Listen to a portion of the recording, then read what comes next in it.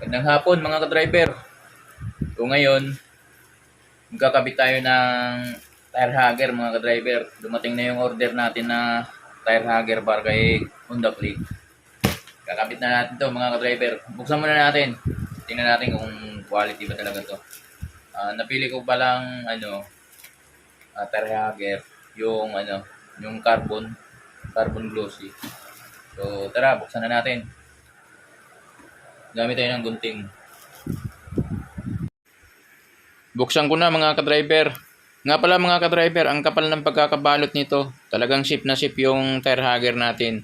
Hindi siya basta-basta madadamage. Siyempre kinapalan talaga ng sealer mga ka-driver para hindi talaga mabasag o matupi. Siyempre yung mga rider punuan yan kung magkarga. Kaya makapal yung pagkakabalot nito mga ka-driver. Nga pala mga ka-driver, umorder ako nito para maiwasan din yung putik doon sa ilalim ng makina.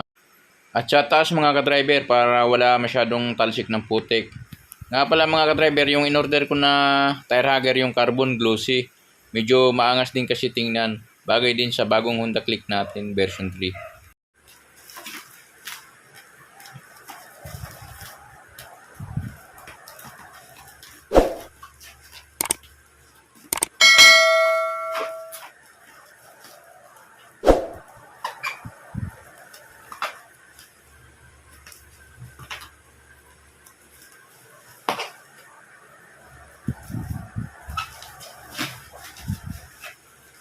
Ayan mga ka-driver oh. Yan siya sa loob. Ayan.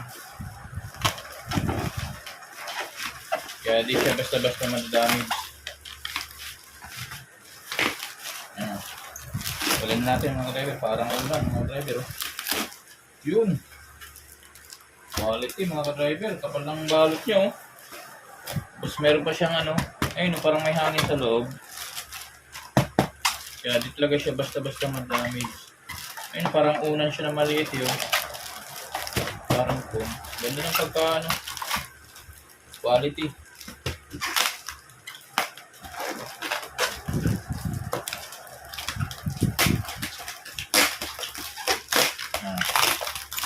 Hanapin natin yung ito.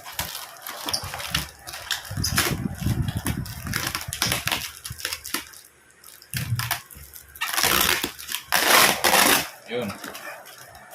Mga driver.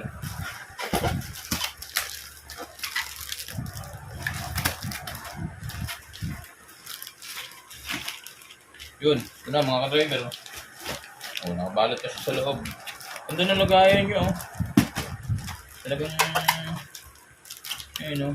Kita nyo? Ayun oh. Ano siya sa loob. Ito yung bukasan nyo. Ayun oh. Lagayan. Para siyang foam. Ito makapal. Tapos, yan, nakabalot pa siya sa loob. Bili ko pala dito mga ka-driver. 190 sa Shopee. Yan. Sa natin mga ka-driver.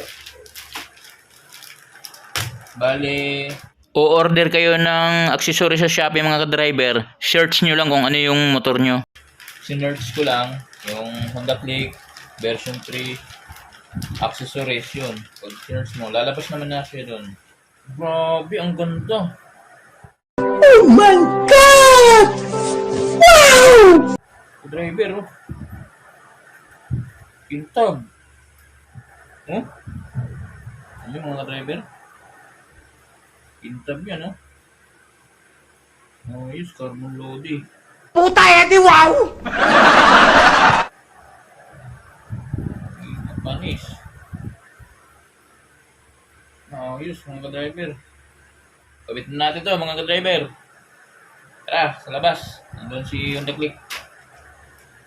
Lagay ko muna dito sa loob para hindi madamage. Bali natanggal ko na pala yung isang bolt mga ka-driver. Isa na lang yung tinatanggal ko dyan. Bali pagkatapos kong tanggalin yan, hugasan ko muna tong ilalim bago ko ilagay yung tire hugger. Nabot na mga ka-driver, kinamay ko na lang. Sisi nga ako. Yung hanap ko na ako ng 5. Bali mga ka-driver, pinasok ko muna yung yung bolt niya kasi ayun Natitira naman yung pinakaulo niya mga ka-driver. Oh. Kailangan natin ipasok tong ano, ito, ito. Kailangan na ipasok natin dito sa butas na yan. Ayan. Para di tayo mahirapan mga ka-driver doon sa ilalim. Ito na yung isa, napasok ko na. Ayun o. Ayan nyo. Ayan. Ito na lang.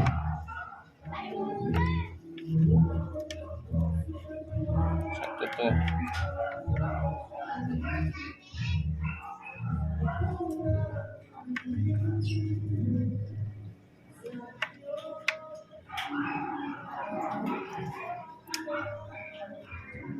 Yun, ayun o. Yung mga ka-driver o. Napasok ko na, di ba? Ayan o. Ayan. Napasok yung ano niya. Ayan o. O, di ba? Ayan o. Yung ulo yung ano. So, aabot siya doon sa pinakasagad na lock. Isa yan, pasok na rin. Ayan. Ayan mga ka-driver, pasok na rin yan. So, ayan o. Diba? Pasok na. Ayan, kapitan natin. Let's go!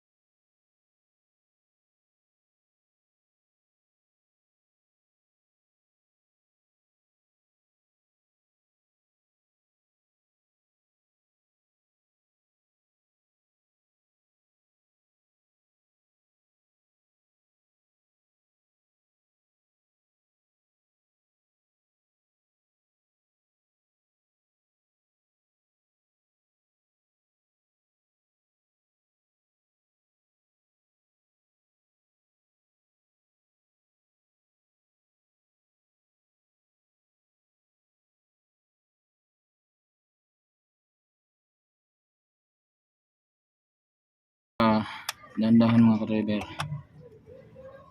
Ayan o, kabit na ng kunti dito. Ayan. Ginagawa na dito, te. Lechon? Ano pa? Ulo na naman? Ano all?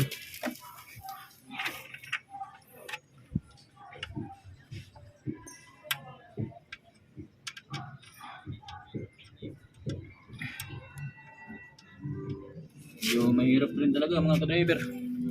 Tiyaga lang. Kailangan mapasok natin to maba. Sana bumaon to. Yun.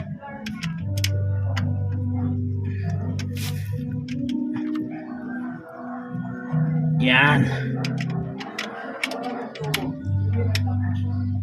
Okay. Kabila naman tayo maghigpit mga ka-driver. Mag voice over muna tayo dito mga ka-driver. Baka makapiright tayo. May nagbibidyo kasi sa taas namin. So dito naman ako sa kabila maghihigpit. Tapos ko nang higpitan dyan sa kabila. Para pantay yung paghigpit natin. Dandahan lang mga ka-driver. Baka mabasag yung tire hugger natin. Sayang naman. Sa mga naka-Honda Click dyan, version 3, bumili na kayo ng tire hugger para maiwasan nyo yung putik dito sa taas tsaka sa ilalim ng makina. At syempre, para maalagaan din yung Honda Click natin. Kayo nang bahala pumili sa Shopee. I-search nyo lang yung Honda Click accessories. Marami kasi doon, so mapagpili kayo kung alin ang mas mura doon. So, yan. Pinili natin carbon glossy. Napakaangas mga ka-driver. 5mm na Allen wrench gamit natin dito mga ka-driver. Lumipat naman ako dito sa kabila mga ka-driver. Hinigpitan ko rin ng kunti. At para pantay yung pagkahigpit natin. Pero dandahan lang baka mabasag yung tire hugger natin. Pasensya na mga ka-driver kung iba-iba yung sounds ng boses ko dito. Nag-voice over kasi ako kasi may nagbibideo okay kasi sa taas namin. Baka makapiright tayo. So lumipat naman ako sa kabila mga ka-driver. Doon naman ako maghihigpit. Para mas okay yung paghigpit natin, pantay siya. Sana okay tong tire hugger natin mga ka-driver, hindi siya sasabit sa gulong. So mamaya-maya pagtapos kong higpitan to, check ko kung sasabit ba siya sa gulong. Nga pala mga ka-driver, bago nyo ikabit tong tire hugger, sure nyo na malinis na yung ilalim nyo para siyempre tatakpan na yan . So, para hindi na kayo magbaklas-baklas pag maglinis. So, yan. Tapos ko nang higpitan mga ka-driver. Check natin yung gulong kung sumasayad ba siya sa ilalim. Kabit na natin. Oh. Matibay din naman. Oh. Matibay din siya.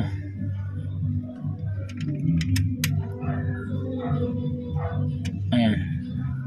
Ayan, baka mabasag. Ayos na mga ka-driver. All goods. So, ganyan lang pagkabit. Kailangan mabaon nyo yung parang ulo-ulo niya. Yung isang ulo-ulo. Mabaon nyo para lumapat to. Yan na. Tingnan natin yung kabila. Oh, yan. Lapat na yan, oh. Oh. Natin yung kabila. Ayun, oh.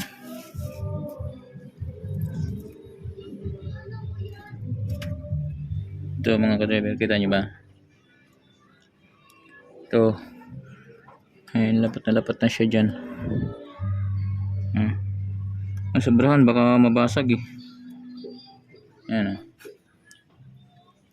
So, let's go! All goods na yan mga ka-driver. Ha? Ayan. Goods na yan. Tiba na yan mga ka-driver. Oh. Sakto pala siya talaga. Oh. Tingnan natin yung ano, gulong. May sayad yung gulong mga ka-driver sa ano, tire hugger. Tingnan natin. Natin yung gulong. Yan. May sayad siya. Wala naman. Yan. Okay naman ah. Wala naman sayad. Inipat ka mabuti. Wala. Ayos mga driver, okay. Okay siya. Oh, ganyan. Iniyan sa talasik sa taas.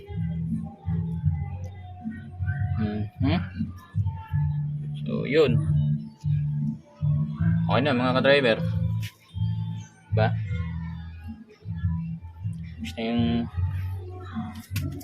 Ayos na yung air hugger natin mga ka-driver. So yun, dito ko natatapusin itong vlog mga ka-driver. Huwag niyong kalimutan mag-subscribe, like and share. Driver ng Pinas, ride safe.